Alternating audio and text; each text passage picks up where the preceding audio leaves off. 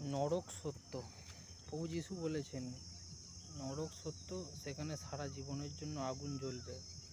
তাই আপনি যদি ঈশ্বরের প্রিয় পুত্র বা কন্যা হন, বা আপনি যদি খ্রিস্টীয় জীবন কাটান ঈশ্বরের সাথে, তাহলে সতর্কভাবে জীবনযাপন কাটাতে হবে আপনাকে।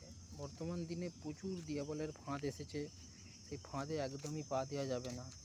কারণ শয়তান চায় যার একবার সে যদি করে নিতে পারে তাকে, তাহলে সে পুরো ফাঁদে ফেলে দেবে তাকে। সেখান থেকে আর বেরোনোর কোনো মুক্তি বা পথ নেই। নরক সত্য, কারণ একথা বলছেন প্রভু যীশু খ্রিস্ট। কেন? কারণ নরকের আগুন এতটাই কষ্টকর যে সেখানে ফিরে আসার কোনো জায়গা নেই।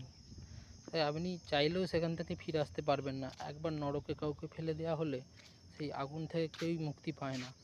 সারা জীবন স্বর্গে যেমন সে সারা জীবন ঈশ্বরের সাথে থাকবে, তেমনি নরকেও সে সারা জীবন শয়তানের সাথে থাকবে। স্বর্গ থেকে নরক দেখা যায়, কিন্তু নরক থেকে স্বর্গ দেখা যায় না। বাইবেলে আপনি স্পষ্ট এগুলো লেখা আছে এবং বুঝতেও পারবেন। ঠিক আছে? তা আপনি যদি একজন বিশ্বাসী হন, পবিত্রতায় জীবনযাপন করার চেষ্টা করুন, ঈশ্বরের কাছে প্রার্থনা করুন, হে ঈশ্বর আমাকে সাহায্য করুন পবিত্রতায় জীবনযাপন করার জন্য।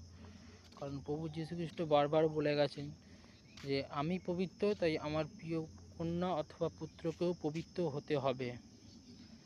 তাই আমাদের পবিত্র হতে হবেই। ঈশ্বরের বাক্য আদেশ মেনে চলতেই হবে আমাদেরকে। এটাই খ্রিস্টীয় জীবন। ঠিক আছে? সকল খ্রিস্ট বিশ্বাসীকে জয় যিশু। ভালো থাকবেন, সুস্থ থাকবেন। ধন্যবাদ।